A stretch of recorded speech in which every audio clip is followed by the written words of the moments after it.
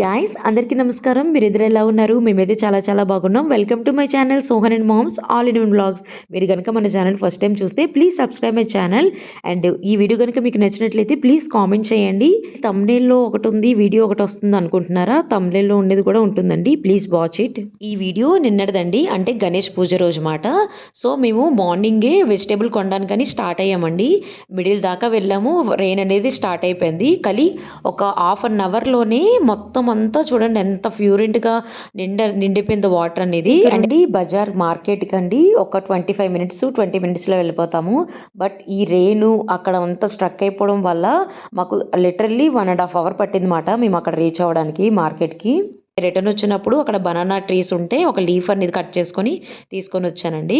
అంటే పూజ కదా, సో కొంచెం పులిహార, కల్గోర, బూర్లు అవి వండాను. భోంచేసిన తర్వాత బాబు బర్త్డే కోసమని ఫోటో బూత్ తయారు చేద్దామని 3 days నుండి నేను ఇది స్టార్ట్ చేశానండి. యాక్చువల్గా ఈ కార్డ్బోర్డ్ కోసం దగ్గర నేను ఒక 2 weeks అలా తిరిగాను. ఇక్కడైతే ఎక్కడ కార్డ్బోర్డ్ దొరకలేదండి. నేనే నా చేతులతో అన్నీ ప్రిపేర్ చేస్తానని చెప్పాను కదా, chocolate boxes and return gift bags ఇవన్నీ. సో ఆ వీడియోస్ లింక్స్ కూడా నీకు డిస్క్రిప్షన్లో లింక్ పెడతాను. మీరు ఒకవేళ చూడకపోతే ఒకసారి వెళ్ళి చూడండి.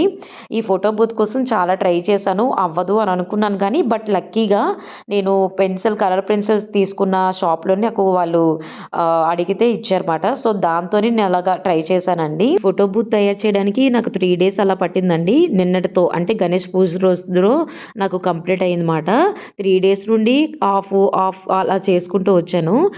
కొంచెం టైం టేకింగ్ అయ్యింది, ఎందుకంటే అది చాలా డెలికేట్గా ఉందండి. అది మళ్ళీ నేను వాళ్ళ షాప్కి వెళ్ళి మళ్ళీ కొంచెం వేరే తీసుకొని ఫస్ట్ అంతా వాళ్ళు ఇచ్చింది కట్ చేసుకున్నాను. తీరా అంతా సెట్ చేసిన తర్వాత కొంచెం డెలికేట్గా ఉండడం వల్ల స్టిఫ్గా ఉండలేదు.